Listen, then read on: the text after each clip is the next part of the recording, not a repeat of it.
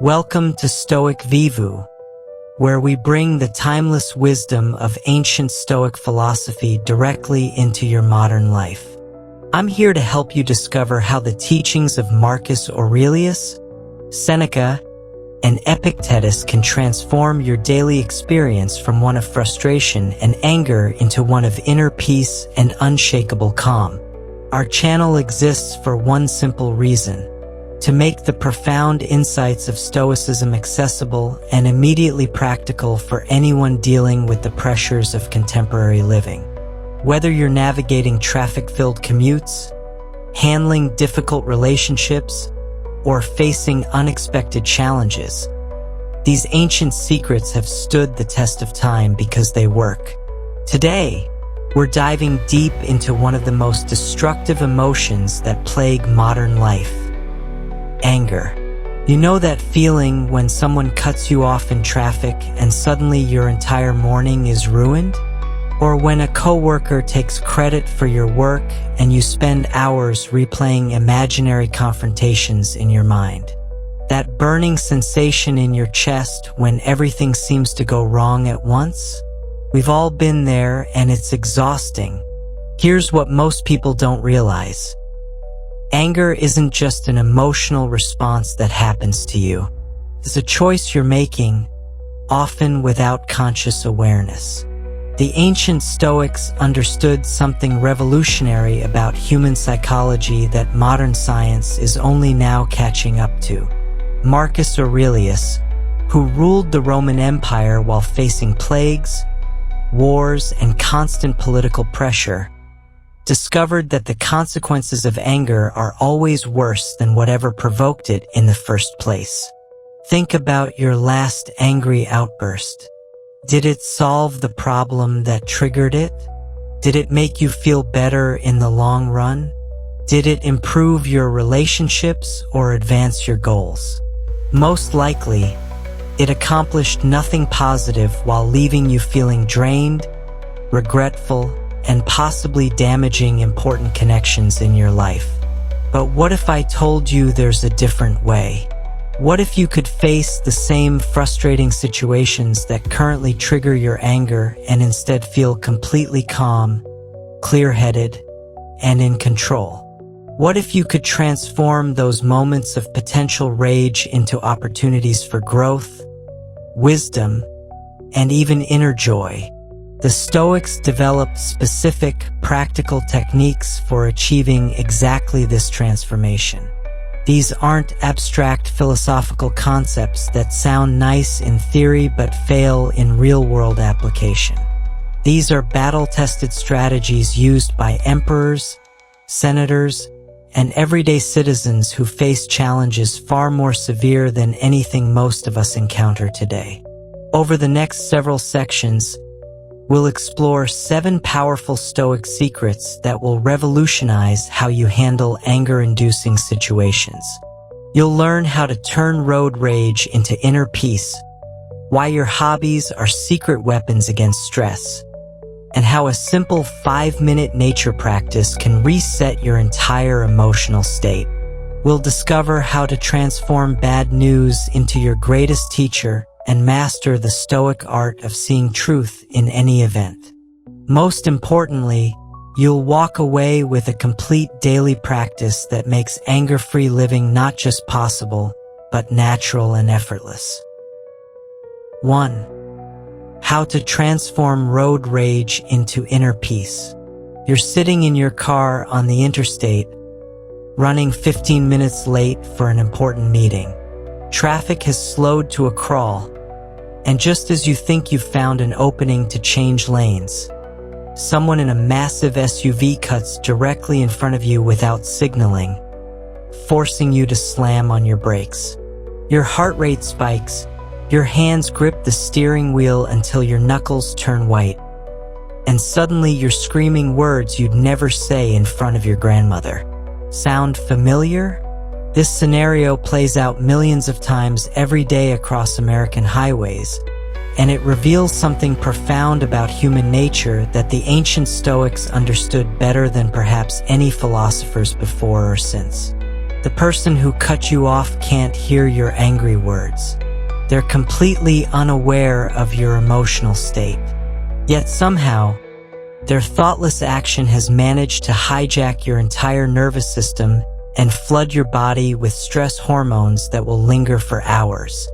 Marcus Aurelius, who spent years commanding Roman legions and dealing with far more serious provocations than inconsiderate drivers, made a startling observation that cut straight to the heart of this problem. He wrote in his personal journal, which we now know as Meditations, that the consequences of our anger are always worse than whatever provoked it. Think about that statement carefully. Always worse. Not sometimes, not usually, but always. Consider what actually happens when you explode with road rage. Your blood pressure skyrockets, potentially damaging your cardiovascular system. Your decision-making ability becomes impaired, making you a less safe driver. You might start tailgating or making aggressive lane changes, putting yourself and innocent people at genuine physical risk. You arrive at your destination already emotionally depleted, carrying that negative energy into your next interaction. Meanwhile, the person who triggered this entire cascade of dysfunction has probably forgotten the incident completely and is going about their day in peace. Seneca, the great Stoic philosopher and advisor to emperors, used a brilliant analogy to illustrate this point. He asked whether you would kick a mule that kicked you or bite back at a dog that bit you. The answer seems obvious, of course not. That would be absurd. Yet when someone drives poorly around us or treats us rudely, we immediately feel compelled to return the favor, even when doing so literally comes at the risk of our own health and well-being. This insight reveals something crucial about anger that most people never recognize. It's fundamentally irrational. When you're screaming in your car at someone who can't hear you, you're essentially having an argument with yourself and losing. You're choosing to inflict psychological and physical damage on yourself in response to someone else's momentary inconsideration. But here's where Stoic wisdom becomes truly transformative. The Stoics taught that between any external event and your emotional response lies a space of choice. Viktor Frankl, though not a Stoic himself, captured this perfectly when he wrote that in that space lies our power to choose our response, and in our response lies our growth and freedom. When someone cuts you off in traffic, the external event is simply this: one vehicle changed position relative to another. That's all. Everything else, the narrative about disrespect, the assumption of malicious intent, the righteous indignation about justice, is something you're adding to the situation. These additions aren't facts. They're interpretations, and interpretations are entirely within your control. Epictetus, who understood suffering more deeply than most people ever will, taught his students to ask a simple question whenever they felt disturbed by external events. Is this something that is up to me or not up to me? The other driver's behavior is clearly not up to you. Their driving skills, their consideration for others, their awareness of traffic laws, none of these things are within your sphere of control. Getting angry about things outside your control is like getting angry at the weather for raining on your picnic. So what is up to you in that moment when someone cuts you off? Your breathing, your posture, your facial expression, your internal dialogue, your choice of what to focus on, your decision about what this event means and how much emotional energy to invest in it. Here's a practical Stoic technique you can implement immediately. The next time someone does something inconsiderate while driving, instead of reacting with anger, take 3 deep breaths and say to yourself, "This person is probably dealing with their own struggles and pressures. Their poor driving has nothing to do with me personally. I choose to remain calm and focused on my own safe driving. This isn't about being passive or letting people walk all over you. It's about recognizing that road rage accomplishes absolutely nothing positive while causing measurable harm to your own peace of mind and physical health. The truly strong response is maintaining your inner equilibrium regardless of external chaos. Marcus Aurelius practiced this principle during military campaigns where the stakes were life and death. If he could maintain stoic composure while facing enemy armies, surely we can maintain composure while facing traffic jams. The next time you witness another driver having a complete meltdown, veins bulging, face red, gesturing wildly at people who can't see them, remember that this is exactly how you look when you give in to road rage. You are not better than that person, but you can choose to be different. Ultimately, transforming road rage into inner peace isn't about changing other drivers or fixing traffic patterns. It's about recognizing that your emotional state is your responsibility and your power.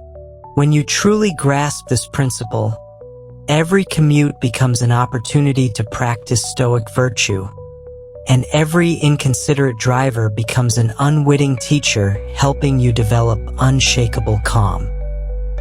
2. Why your daily hobbies are secret weapons for calm. You come home after another exhausting day at the office, your mind still racing with emails to answer, deadlines to meet, and problems to solve. Your shoulders are tense, your jaw is clenched, and you feel like you've been running at full speed for hours without a break. You collapse onto your couch, reach for your phone, and mindlessly scroll through social media for the next hour, somehow feeling even more drained when you're done. This scenario represents one of the most overlooked causes of chronic stress and anger in modern life: the complete absence of genuine leisure that truly restores your mental energy. Most people today mistake passive entertainment for restorative activity, never understanding why they feel perpetually exhausted despite having downtime. The ancient Stoics understood something about human psychology that modern neuroscience is only beginning to confirm. Your mind, like your body, has different muscle groups that need to be exercised in different ways.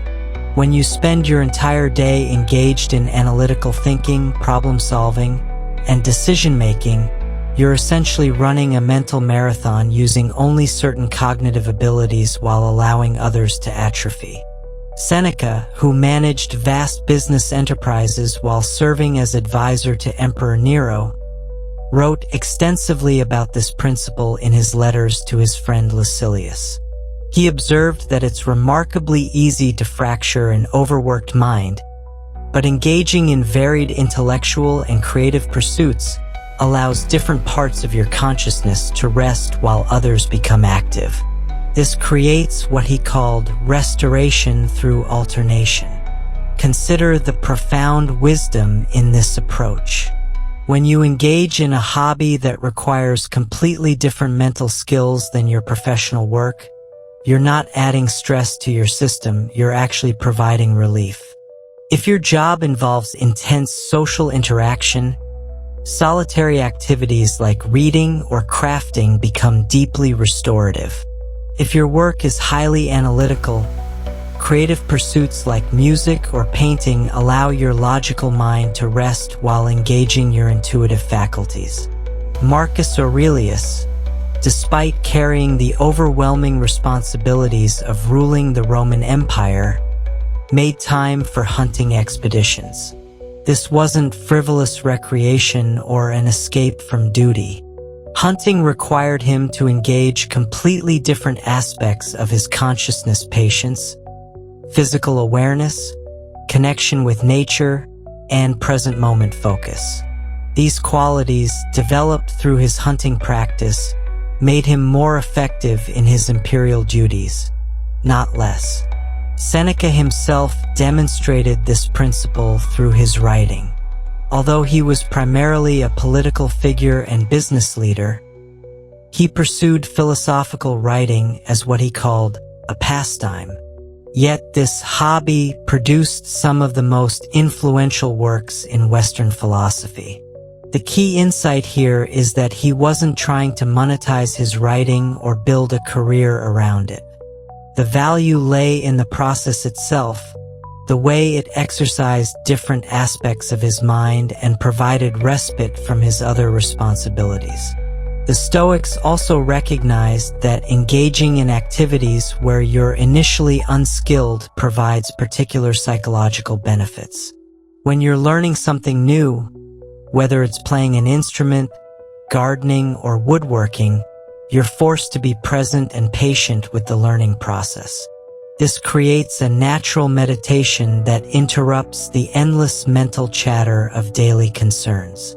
Epictetus taught that true leisure reveals character more clearly than work does.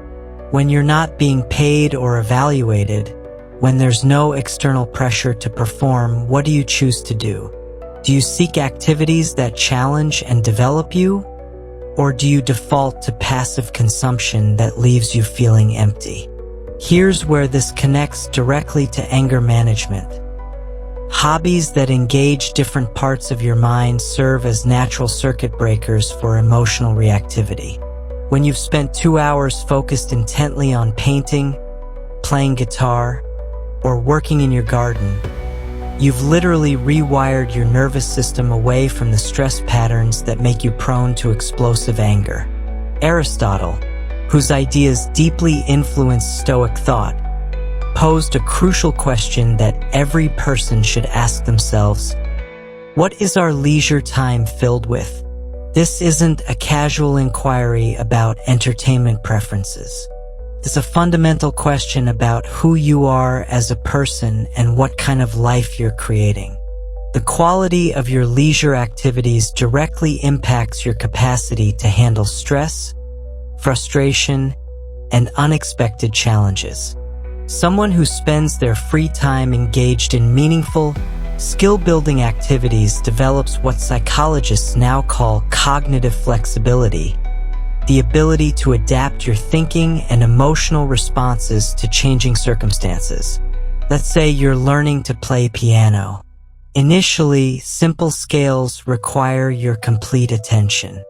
Your mind can't wander to work problems or relationship conflicts because the immediate task demands total presence. Over time, as your skills develop, you experience the deep satisfaction that comes from genuine accomplishment, something you created through patience and practice rather than something you passively consumed. This satisfaction builds what the Stoics called inner resources. When challenging situations arise, you have a reservoir of calm confidence that comes from knowing you can learn, grow, and create value through sustained effort. This is fundamentally different from the brittle confidence that comes from external achievements alone.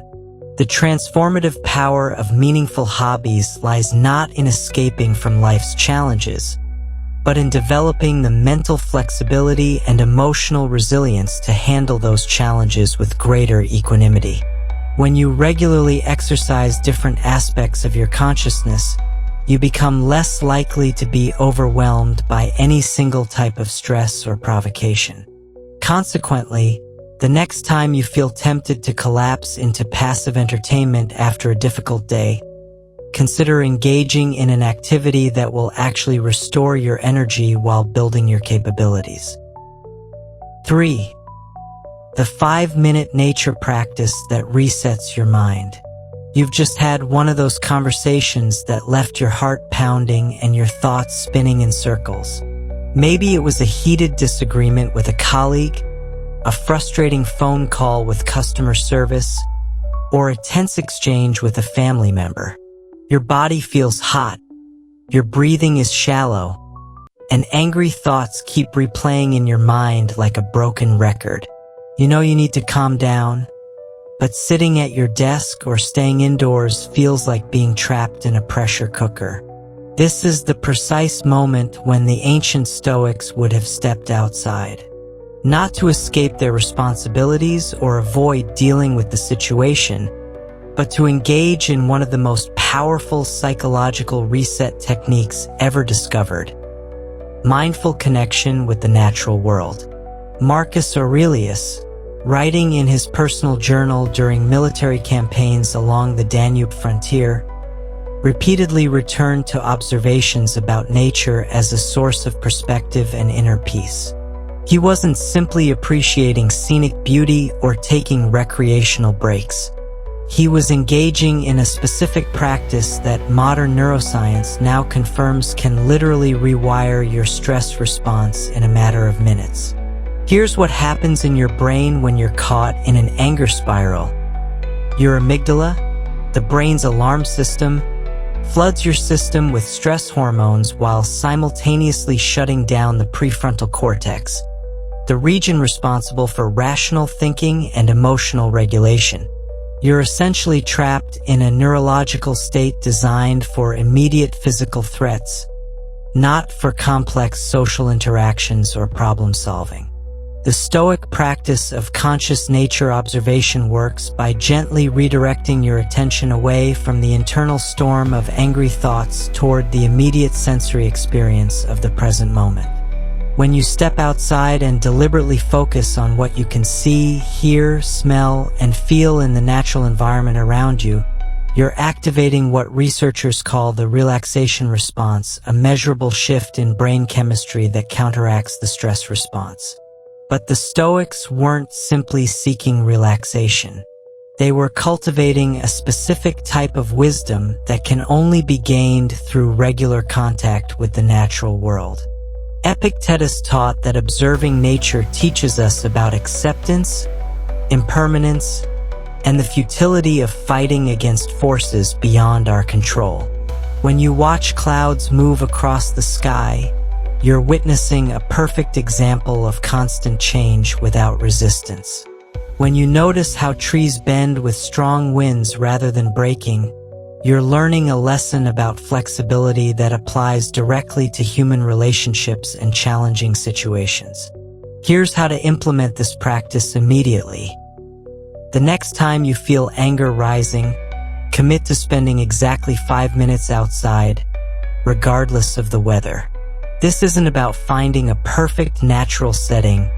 Even a small patch of grass, a single tree, or the sky visible between buildings will suffice. Urban environments contain more nature than most people notice. Begin by taking 3 slow, deep breaths and consciously relaxing your shoulders. Then, instead of continuing to think about whatever triggered your anger, deliberately shift your attention to your immediate environment. Notice the temperature of the air on your skin. Listen for sounds you might normally ignore: birds, wind, the rustle of leaves, even the distant hum of traffic. Look for colors, textures, and patterns in whatever natural elements are visible. The key principle here is what Marcus Aurelius called the view from above. When you consciously expand your awareness beyond your immediate emotional experience to include the broader context of the natural world, your problems automatically shrink to their proper proportions. The disagreement that felt overwhelming 5 minutes ago suddenly seems much more manageable when you're standing under an open sky, breathing fresh air, and remembering that you're part of something infinitely larger than your current frustrations. This practice works because it interrupts what psychologists call rumination, the mental habit of repeatedly cycling through angry thoughts that actually intensifies emotional distress rather than resolving it. When you're focused on observing your natural surroundings, your mind literally cannot simultaneously engage in angry rumination. You're giving your nervous system permission to reset itself naturally. Marcus Aurelius frequently wrote about the therapeutic power of contemplating natural cycles and processes. He observed that seasons change without struggle, that rivers flow around obstacles rather than fighting them, and that all natural systems operate according to principles of harmony and balance even amid apparent chaos. These observations weren't merely poetic reflections. They were practical lessons about how to navigate human challenges with greater wisdom and less emotional turbulence. Consider what happens when you observe a tree during different seasons. In autumn, it releases its leaves without clinging or protesting. In winter, it stands bare and vulnerable yet remains rooted and strong. In spring, it produces new growth without forcing or rushing the process. Each phase serves its purpose in the larger cycle of renewal and growth. This natural wisdom offers profound guidance for handling human challenges with similar grace and patience. The 5-minute time frame is crucial because it's long enough to achieve genuine physiological change, but short enough that you can't rationalize avoiding it even during busy days. Most people can find 5 minutes, but many struggle to commit to longer periods of outdoor time, especially when they're feeling upset. During these 5 minutes, you might notice that your breathing naturally deepens and slows. Your facial muscles begin to relax. The tension in your shoulders starts to dissolve. Your heart rate gradually returns to normal. These aren't just subjective feelings of improvement. They represent measurable changes in your autonomic nervous system that create optimal conditions for clear thinking and wise decision-making. After practicing this technique regularly, you'll begin to notice that your relationship with anger itself starts to change. Instead of feeling completely overwhelmed by emotional reactions, you'll develop what the Stoics called prosoke, a kind of continuous mindful awareness that allows you to catch anger in its early stages before it escalates into full-blown rage. This natural reset practice becomes even more powerful when you understand that you're not just managing your immediate emotional state. You're training your mind to maintain perspective and emotional balance in all circumstances. Each time you step outside and consciously connect with the natural world, you're strengthening your capacity to remain centered amid whatever storms life may bring. 4. Turn every bad news into your greatest teacher. You're checking your phone during your morning coffee when you see the notification that makes your stomach drop. Maybe it's an email informing you that your job position has been eliminated. Perhaps it's a text from your doctor asking you to come in to discuss your test results. Or it could be news that a relationship you value deeply is ending. In that moment, your entire world feels like it's collapsing, and anger floods through your system. Anger at the unfairness of life, at the people involved, at yourself for not seeing it coming. This experience of receiving devastating news is one of the most universal aspects of human existence. Yet it's also one of the most poorly handled. Most people respond to bad news with a predictable pattern. Initial shock, followed by denial, then explosive anger or deep despair, and finally a grudging acceptance that leaves them feeling bitter and victimized by circumstances beyond their control. The ancient Stoics discovered a radically different approach to handling life's inevitable disappointments and tragedies. Rather than viewing bad news as something that happens to them, they learned to see every difficult situation as valuable information that could be transformed into wisdom, strength, and even gratitude.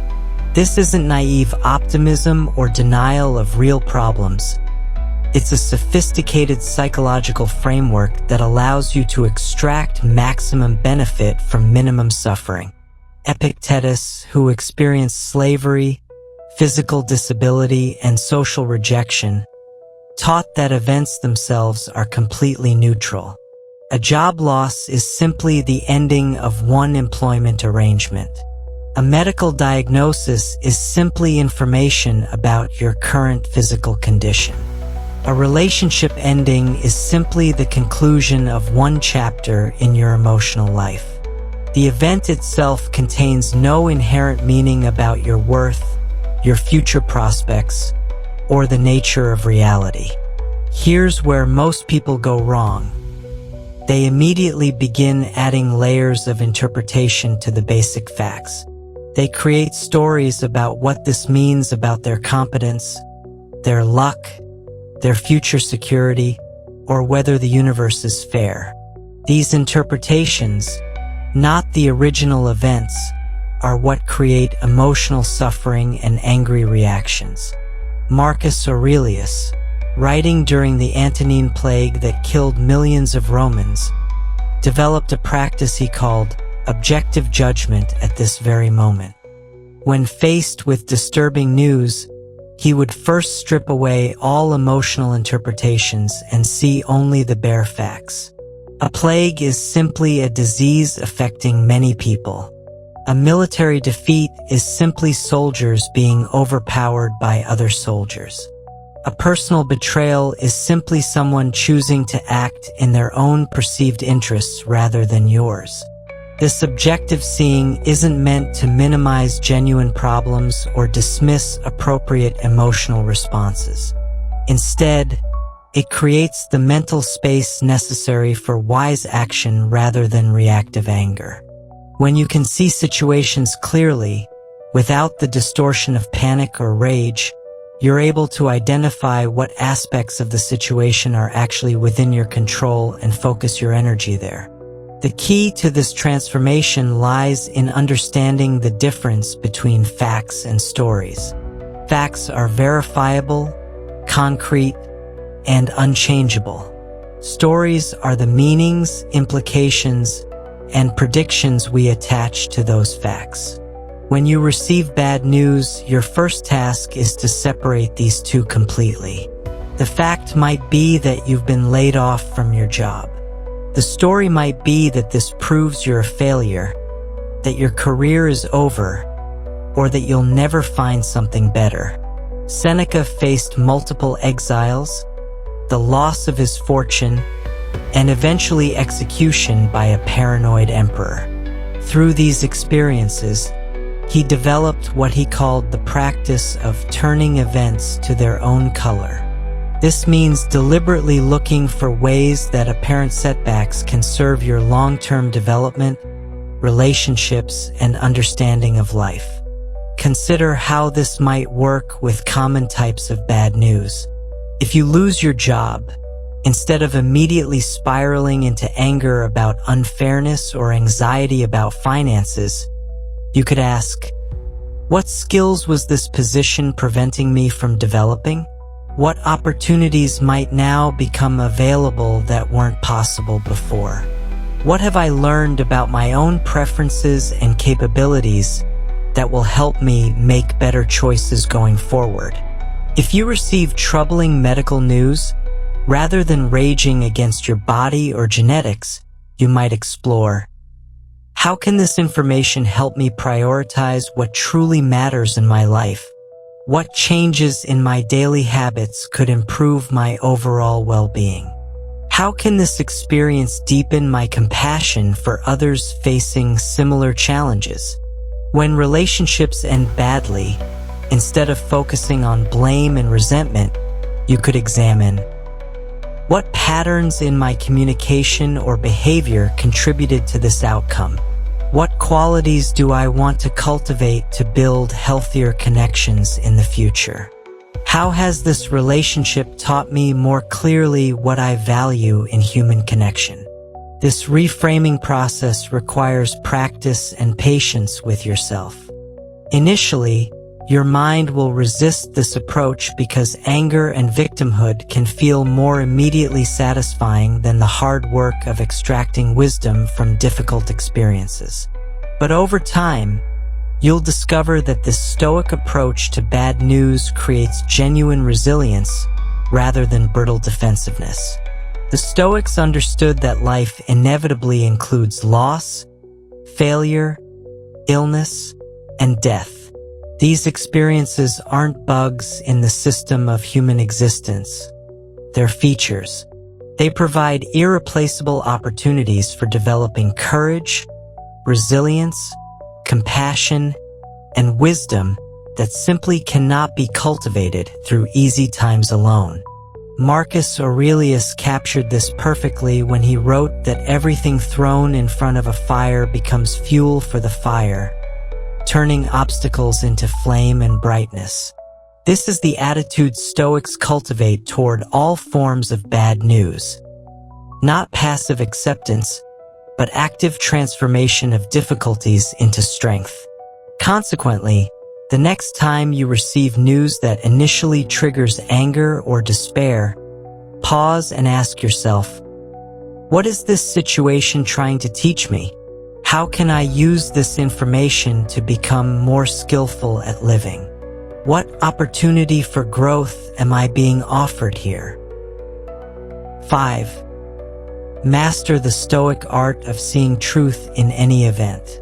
You're scrolling through your news feed when you see that the stock market has dropped 500 points in a single day.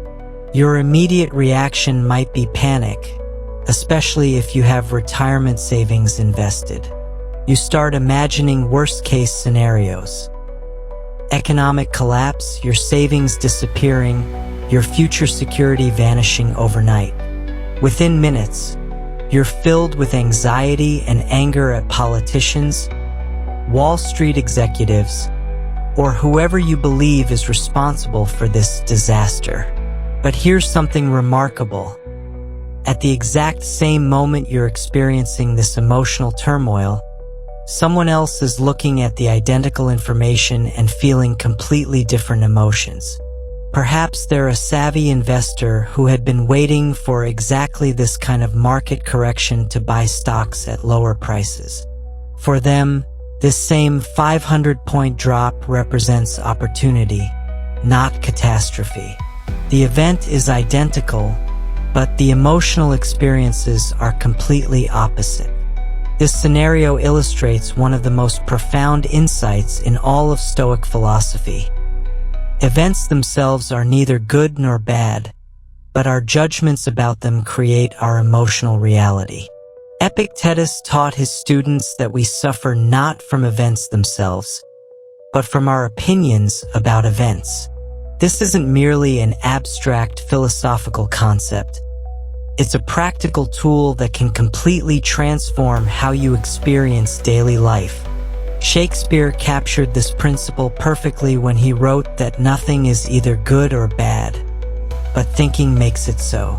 However, the Stoics went much deeper than this poetic observation. They developed specific techniques for recognizing when you're confusing objective facts with subjective interpretations, and they created methods for separating these two completely different categories of information. Let's examine how this works in practice. When you say, "Traffic is terrible today," you're not actually describing an objective fact about traffic. You're expressing your judgment that the current traffic conditions don't match your preferences for how quickly you'd like to travel. The objective fact is simply that many vehicles are moving slowly on the roadway. The evaluation of this as terrible is something you're adding to the situation. This distinction might seem trivial until you realize its profound implications for your emotional well-being. When you believe that external events are inherently good or bad, you're essentially making your inner peace dependent on circumstances you cannot control. You become like a ship without an anchor, tossed about by every changing wind of fortune. Marcus Aurelius, ruling during one of the most turbulent periods in Roman history, developed what he called the discipline of perception. This involves training yourself to see events as they actually are, stripped of all emotional interpretations and value judgments. When facing military defeats, political conspiracies, and personal betrayals, he would remind himself to see only the bare facts. Soldiers moving from one location to another, people making choices based on their perceived self-interest, information being communicated from one person to another. This practice of objective seeing serves several crucial purposes. First, it prevents you from wasting emotional energy on interpretations that may be completely inaccurate. Second, it allows you to respond to situations based on what's actually happening rather than your fears or assumptions about what might happen. Third, it reveals opportunities and possibilities that become invisible when you're trapped in emotional reactivity. Consider how this applies to common situations that trigger anger. If your boss criticizes your work, the objective fact is that they communicated certain words expressing dissatisfaction with some aspect of your performance. Everything else, the assumption that this means you're incompetent, that you're in danger of being fired, that they don't appreciate your efforts, or that they're being unfair, represents interpretations you're adding to the basic information. When you can separate facts from interpretations, you gain the ability to choose more useful ways of understanding any situation. Instead of automatically assuming criticism means rejection, you might interpret it as valuable feedback that can help you improve. Instead of seeing it as evidence of your inadequacy, you might view it as information about your boss's priorities and preferences. The Stoics called this practice the discipline of assent, carefully examining each impression that arises in your mind and consciously choosing whether to accept it as true. Epictetus compared this to a money changer who carefully examines each coin to determine whether it's genuine or counterfeit. Most people accept their initial emotional reactions as accurate representations of reality, but Stoics learn to question these automatic responses. Here's where this becomes transformative for managing anger specifically. Anger almost always arises from judgments rather than facts. You get angry when someone disrespects you, but respect is a judgment, not a measurable fact. You feel furious when something unfair happens, but fairness is an interpretation of events, not an objective quality that events possess. You rage when situations seem wrong, but rightness and wrongness are evaluations you're applying to neutral circumstances. The key insight is that between any external event and your emotional response lies a moment of interpretation. In that crucial space, you have the power to choose how you'll understand what's happening. Most people skip right past this moment without even noticing it exists, which is why they feel like victims of their emotional reactions rather than authors of their inner experience.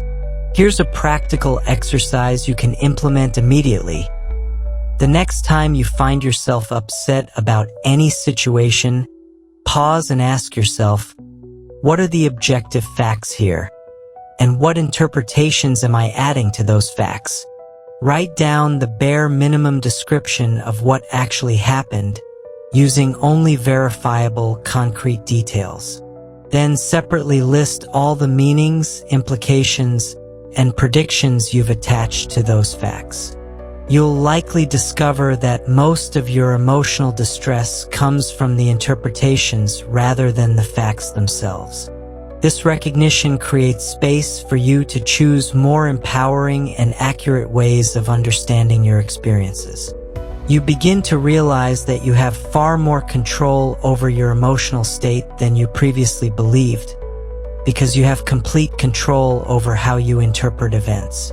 Seneca practiced this discipline so thoroughly that he could maintain equanimity even while facing exile and death. He understood that external events could affect his body and circumstances, but they could never touch his inner freedom to interpret those events wisely. This is the ultimate liberation that comes from mastering objective perception. Ultimately, mastering the Stoic art of objective perception frees you from being a victim of circumstances and transforms you into the author of your own emotional experience, capable of finding wisdom and opportunity in any situation life presents. 6. How to train your mind for life's toughest moments. You're lying awake at 3 a.m., your mind racing with worry about an upcoming medical procedure. Or maybe you're sitting in your car outside a funeral home, knowing you'll have to walk inside and face the reality that someone you love is gone forever. Perhaps you're staring at divorce papers on your kitchen table, realizing that the life you thought you'd built is crumbling around you. In these moments, when life delivers its heaviest blows, most people feel completely unprepared and overwhelmed by emotions they can't control. This is precisely why the ancient Stoics developed one of the most psychologically sophisticated training methods ever created, a practice called premeditatio malorum, which translates to premeditation of evils. While this might sound morbid or pessimistic, it's actually one of the most empowering and liberating techniques you can master for building genuine resilience and emotional strength. The fundamental insight behind this practice is that much of our suffering comes not from difficult events themselves, but from being caught completely off guard by them. When we live with the unconscious assumption that bad things happen to other people but not to us, we leave ourselves psychologically defenseless against life's inevitable challenges. We become like soldiers who never train for battle, then wonder why they panic when actual conflict arrives. Seneca, who faced multiple exiles, the loss of his fortune, and eventually execution by Nero's order, understood this principle deeply. He wrote to his friend Lucilius that nothing happens to the wise person contrary to their expectation, because they've thought about potential difficulties in advance. This isn't about becoming paranoid or living in constant fear. Instead, it's about developing the mental flexibility and emotional resilience that come from acknowledging reality rather than living in denial. Here's how this practice works in concrete terms. Rather than pushing away thoughts about potential problems, you deliberately and calmly consider scenarios that could reasonably occur in your life. You might spend a few minutes imagining what you would do if you lost your job, if a close family member became seriously ill, or if you faced a major financial setback. The key is to approach these mental exercises with the same calm preparation you might use when checking your emergency supplies or reviewing your insurance policies. Marcus Aurelius practiced this discipline regularly, as evidenced by his personal writings. He would remind himself each morning that he might encounter difficult people, unexpected problems, or disappointing news throughout the day. This wasn't pessimism but preparation. By mentally rehearsing potential challenges, he developed the emotional stability and practical wisdom needed to handle them effectively when they actually occurred. The psychological benefits of this practice are profound and measurable.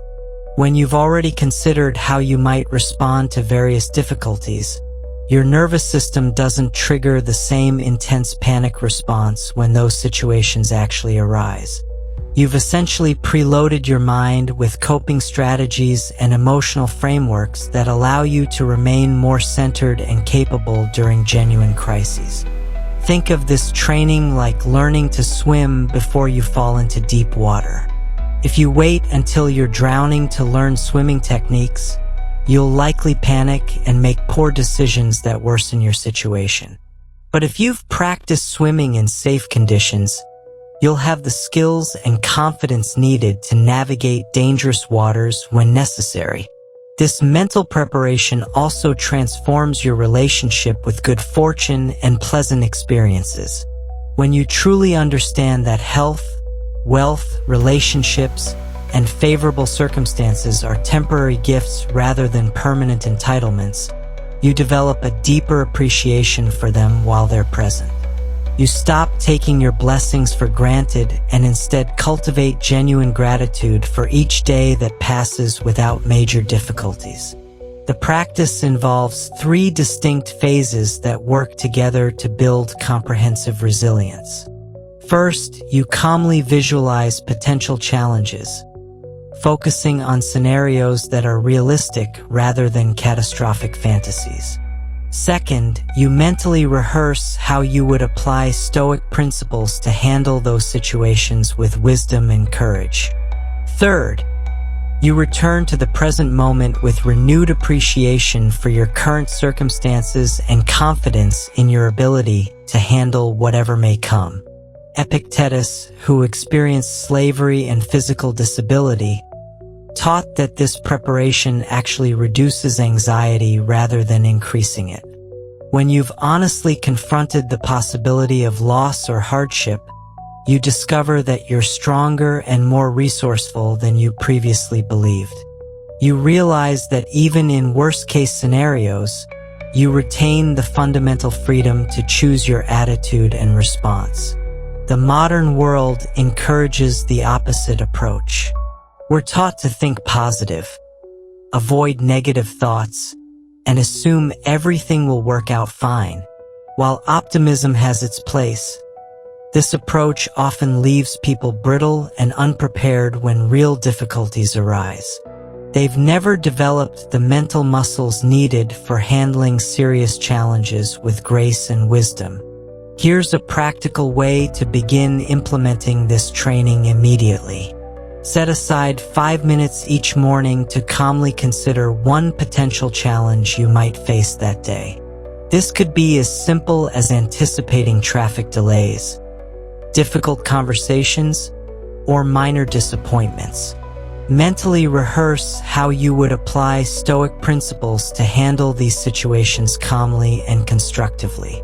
As you become comfortable with daily preparation, gradually expand to considering longer-term possibilities. How would you handle career setbacks, health challenges, or relationship difficulties?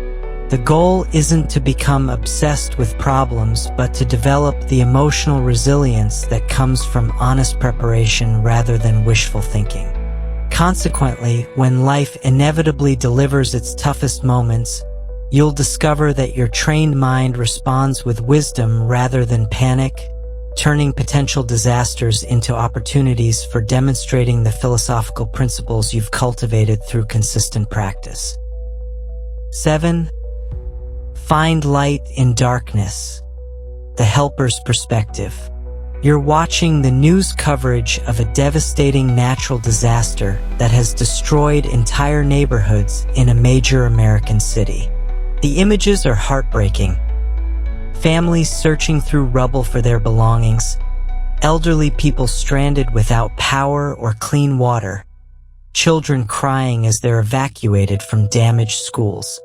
Your initial reaction might be overwhelming sadness, helplessness, or even anger at the apparent randomness of such suffering. It feels like evidence that the world is fundamentally chaotic and cruel, that bad things happen to good people for no reason at all. But then something remarkable begins to appear in the same news coverage. You see ordinary citizens forming human chains to distribute emergency supplies. Local restaurants are preparing thousands of free meals for displaced families. Teenagers are organizing cleanup crews to help strangers clear debris from their homes. Healthcare workers are volunteering extra shifts to treat the injured. Teachers are setting up temporary classrooms in community centers so children can maintain some sense of normalcy. In the midst of genuine tragedy, human beings are demonstrating extraordinary compassion, courage, and generosity. This phenomenon reveals one of the most profound insights in Stoic philosophy about finding hope and meaning even during life's darkest moments. Marcus Aurelius, who witnessed plagues, wars, and countless personal tragedies during his reign, understood that every crisis simultaneously reveals both the worst and best of human nature. The question becomes, which aspect will you choose to focus on, And how will that choice shape your own character and actions? The Stoics taught that we always have the power to direct our attention toward whatever will serve our psychological well-being and moral development. This isn't about denying the reality of suffering or pretending that terrible things don't happen. Instead, it's about training your mind to notice opportunities for virtue, connection, and positive action that exist even within the most challenging circumstances. When you consciously look for helpers during difficult times, you're engaging in what modern psychologists call benefit finding, the ability to identify positive elements within negative experiences. This practice literally rewires your brain to become more resilient and optimistic, not through naive denial of problems, but through developing a more complete and accurate perception of reality that includes both darkness and light. Consider how this principle applies to personal tragedies as well as large-scale disasters. When you're going through a divorce, it's natural to focus on feelings of failure, betrayal, or loss. But if you train yourself to also notice the friends who offer support, the family members who provide practical help, the counselors who guide you through the legal process, and the community resources available to help you rebuild your life, you develop a more balanced and empowering perspective on your situation. Epictetus, who experienced slavery and understood suffering intimately, taught that every challenging situation contains hidden teachers and unexpected allies. Sometimes these helpers appear in obvious forms. The neighbor who brings meals when you're recovering from surgery, the colleague who covers your responsibilities during a family emergency, or the stranger who stops to help when your car breaks down on the highway. But often, the most important helpers are less visible. They might be the authors whose books provide exactly the wisdom you need during a difficult period. They could be the researchers whose work led to medical treatments that improve your health. They might be the countless people who maintain the infrastructure that allows your community to function even during crises. Utility workers who restore power, emergency responders who ensure safety, delivery drivers who keep essential supplies flowing. When you develop the habit of noticing these helpers, several important psychological shifts occur. First, you begin to see yourself as part of a vast network of mutual support rather than as an isolated individual struggling alone against hostile forces. Second, you start recognizing opportunities to serve as a helper for others, which provides a sense of purpose and meaning even during your own difficulties. Third, you cultivate genuine gratitude for the countless ways that other people contribute to your well-being every single day. Seneca understood this principle when he wrote about how crisis situations reveal the fundamental interconnectedness of human life. During the Great Fire that destroyed much of Rome, he observed how people from different social classes, ethnic backgrounds, and economic levels came together to help one another survive and rebuild. The disaster stripped away superficial differences and revealed the common humanity that connects all people. This perspective transforms how you experience your own role during challenging times. Instead of seeing yourself primarily as a victim of circumstances, you begin to ask, how can I be a helper in this situation? What skills, resources, or emotional support can I offer to others who are struggling? How can I contribute to solutions rather than just focusing on problems? The practice of looking for helpers also provides a practical framework for maintaining hope during extended difficulties. When you're dealing with a chronic illness, financial hardship, or relationship problems that persist over months or years, it's easy to become discouraged and lose faith in the possibility of improvement. But when you train yourself to notice the daily assistance, small kindnesses, and ongoing support that surround you, You maintain connection to the positive forces that are constantly working on your behalf. Therefore, the next time you encounter tragedy or difficulty, whether in your personal life or in the broader world, consciously direct your attention toward identifying the helpers, honoring their contributions, and discovering how you can join their ranks in creating light within darkness. Now, we proceed to your daily path to anger-free living. As we reach the end of our journey through these ancient Stoic secrets, you now possess 7 powerful tools that can fundamentally transform your relationship with anger and frustration. Think about where you were when we started this exploration together. Perhaps you were someone who regularly exploded in traffic, felt overwhelmed by bad news, or found yourself constantly irritated by circumstances beyond your control. Now you understand that anger isn't something that happens to you. It's a choice you make, often without conscious awareness, and choices can be changed. Let's take a moment to reflect on the profound wisdom you've discovered. You've learned that road rage is essentially an argument with yourself that you're guaranteed to lose, and that the consequences of anger are always worse than whatever provoked it. You've discovered how engaging in meaningful hobbies creates natural circuit breakers for emotional reactivity while building genuine resilience. You've experienced the transformative power of stepping outside for just 5 minutes to reset your nervous system through conscious connection with the natural world. More importantly, you've mastered the fundamental Stoic insight that events themselves are neutral. It's your interpretations and judgments that create emotional suffering.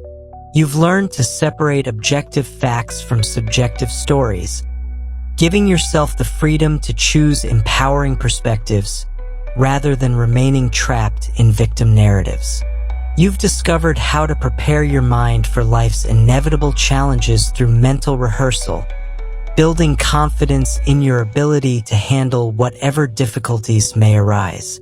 Perhaps most significantly, you've learned to look for helpers even in the darkest moments, recognizing that every crisis reveals both human suffering and human compassion, and that you always have the power to choose which aspect receives your attention and energy. But knowledge without practice remains merely intellectual entertainment. The true test of these Stoic principles comes in applying them consistently during real-world situations that trigger your old patterns of reactivity. This is where your daily practice becomes essential. Starting tomorrow morning, commit to implementing just one of these techniques each day. When you feel anger rising, pause and ask yourself which Stoic tool would serve you best in that moment. Maybe you need to step outside for 5 minutes to gain perspective. Perhaps you need to separate facts from interpretations. Or you might need to look for the helpers and opportunities within an apparently negative situation. Remember that Marcus Aurelius, Seneca, and Epictetus developed these practices through years of consistent application, not overnight transformation. Be patient with yourself as you build these new mental habits. Each time you choose a Stoic response over an angry reaction, you're literally rewiring your brain and strengthening your capacity for wisdom and inner peace. The ancient Stoics believed that philosophy wasn't meant to be studied in isolation but practiced in community with others who share the commitment to personal growth and virtue. That's exactly what we're building here at Stoic Vivu, a community of people dedicated to applying timeless wisdom to modern challenges. If this content has provided value in your life, please subscribe to the Stoic Vivu channel so you never miss our latest insights into practical philosophy. Hit the like button to help other people discover these life-changing principles, and share this video with friends or family members who might benefit from learning how to master their anger using ancient Stoic wisdom. Your journey toward anger-free living starts now.